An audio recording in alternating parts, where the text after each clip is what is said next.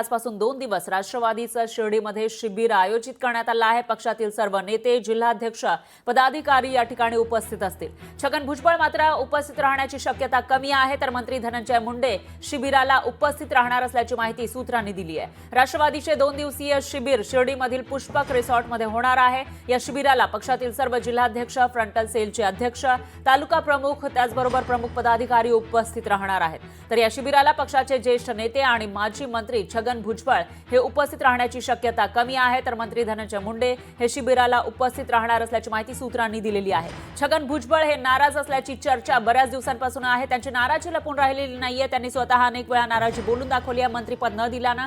तर दुसरीकडे धनंजय मुंडे यांच्या अडचणी वाढल्याचं दिसतंय, कारण त्यांच्या जवळचे मानले जाणारे वाल्मिक कराड हे सध्या जेलमध्ये आहेत आणि त्यांच्यावर आरोप केले जात आहेत, खुनाचे असतील किंवा खंडणीचे। अशामध्ये धनंजय मुंडे मात्र या शिबिराला उपस्थित असतील, पण छगन भुजबळ उपस्थित राहण्याची शक्यता कमी असल्याचं दिसतंय।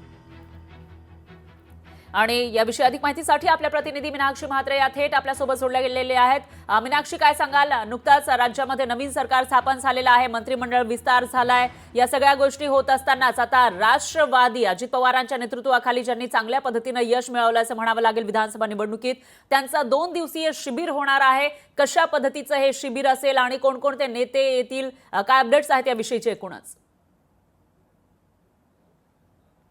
निश्चितच परा, आजपासून 2 दिवस म्हणजे आज आणि उद्या सलग 2 दिवस राष्ट्रवादी अजित पवार यांच्या पक्षाचा शिर्डीमध्ये शिबिर होत आहे। मात्र या 2 दिवसीय अधिवेशनामध्ये महत्त्वाचे काही निर्णय जे आहेत ते होतील। मात्र या दरम्यान जे पदाधिकारी आहेत, कार्यकर्ते आहेत आणि नवीन जे येणारी लोक आहेत त्यांना चांगल्या पद्धतीत मार्गदर्शन करण्यात येणार आहे। मात्र एकूणच आजचा जर आपण पहिला दिवस पाहिला तर आजच्या पहिल्या दिवशी अजित पवार स्वतः शिर्डी नगरीमध्ये साईबाबांचं दर्शन घेतील आणि त्यानंतर शिबिराच्या स्थळी येतील। सध्या आपण पाहिलं तर पुष्पक रिसॉर्टमध्ये हे 2 दिवसीय अधिवेशन जे आहे ते घेण्यात येणार आहे। इथलं जर आपण संपूर्णचं हे स्थळ जर पाहिलं तर इथे मोठमोठे होर्डिंग्स जे आहेत ते पक्षाच्या सगळ्याच नेत्यांचे पाहायला मिळतात।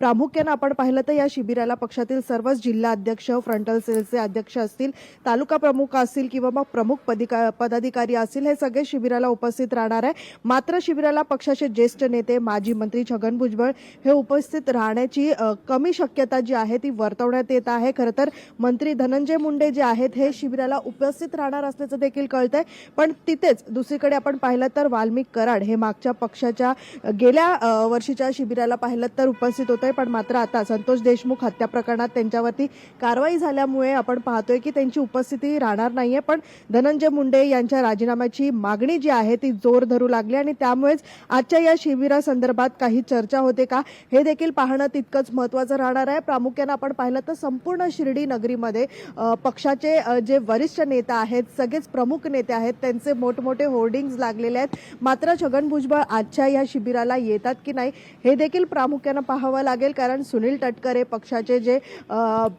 वरिष्ठ नेते आहेत आणि अध्यक्ष आहेत त्यांनी देखील म्हटलेलं आहे की त्यांचं स्वतः भुजबळांशी बोलणं झालेलं आहे आणि भुजबळ येणार असल्याचं देखील कळतंय। पण कालपर्यंत जर पाहिलं तर आपल्यापर्यंत जी माहिती मिळाली होती, भुजबळांची तब्येत ठीक नसल्यामुळे ते शिर्डीत होणाऱ्या या शिबिराला उपस्थित राहणार नाहीयेत।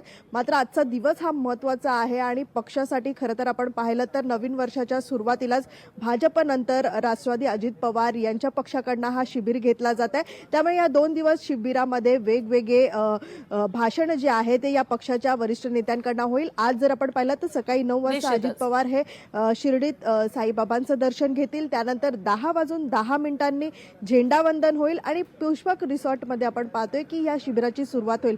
पहिल्या सुरुवातीला आपण पाहिलं तर सुनील तटकरे यांचं भाषण होईल, प्रास्ताविक भाषण होईल आणि त्यानंतर संपूर्णतः मार्गदर्शन जे आहे ते संपूर्ण एकूणच असं म्हणता येईल की आता या प्रास्ताविकामधून असेल किंवा ज्या पद्धतीनं आता उपमुख्यमंत्री अजित पवार आणि सुनील तटकरे हे कशा पद्धतीनं आपल्या कार्यकर्त्यांना, पदाधिकाऱ्यांना काय सूचना देतात, पुढची रणनीती काय असेल, कारण ज्या निवडणुका आहेत त्याही लागण्याची शक्यता आहे स्थानिक स्वराज्य संस्थांच्या, त्या पार्श्वभूमीवर कशा पद्धतीनं आता सगळं प्लॅनिंग केलं जातं अजित पवारांच्या राष्ट्रवादीकडून, त्याकडे आपलं लक्ष असेल। या शिबिराचे अपडेट आपण घेत राहणार आहोत। दरम्यान धन्यवाद तुम्ही दिलेल्या या सविस्तर माहितीसाठी। लोकशाही मराठी ऐका, पहा, जागरूक रहा।